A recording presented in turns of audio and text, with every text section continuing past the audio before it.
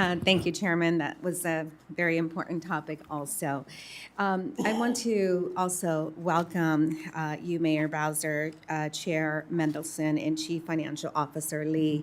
Thank you for being with us here today. As a former 911 dispatcher and as a former mayor, I truly understand the importance of fully funding our police departments, especially here in our nation's capital. I cannot even imagine the work that you have to do with your hands literally tied behind your back, having Congress question and authorize your every single move. It is my understanding that this bill provides DC with $20 million less than requested for emergency planning and security costs. According to the bill report, emergency planning and security costs cover public safety efforts to provide support for the United States Secret Service and to respond to terrorist threats and attacks. I am greatly concerned for this committee's priority to defund our local law enforcement by $20 million critical dollars needed to keep us safe. On January 6, 2021, when a violent mob of insurrectionists attacked our nation's capital, it was DC police who answered our call for help. Let us not forget that there was a real attempt to hang the Republican vice president of the time. After January 6, Congress should have learned our lesson about supporting DC's safety protocols. Once again, I am deeply, deeply troubled by this bill defunding the DC police.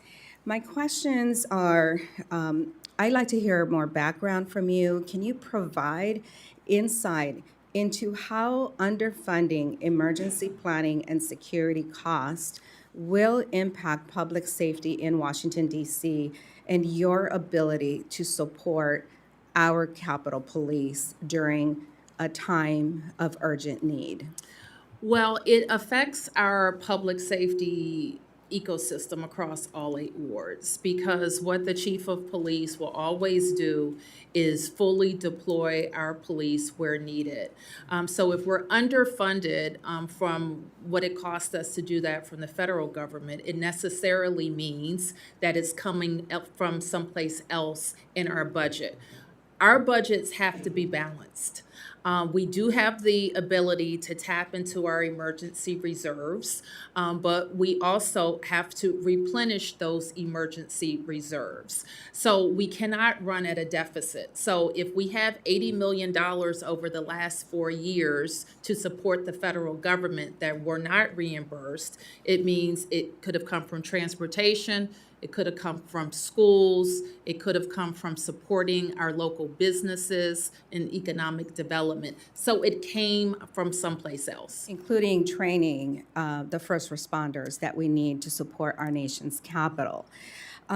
Without fully funding emergency planning and security costs, how will DC prepare for the large upcoming security events? And I know you've covered a little bit of this, but from a very personal perspective, let me just share with you. When I attended Donald Trump's inauguration, I was wearing a vest. I was wearing a dress, and my guest was an elected official from my community.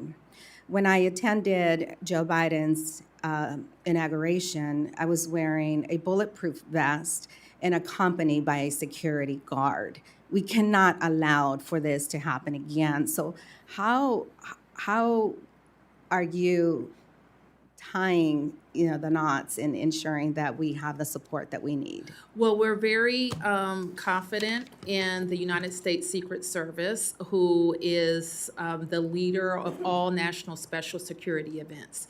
As you know, I requested, and it was approved, that the January 6th, your proceedings here on January 6th have now been designated a national special security event, also under the command and control of the Secret Service, which was different than the January. Which means more overtime costs for you.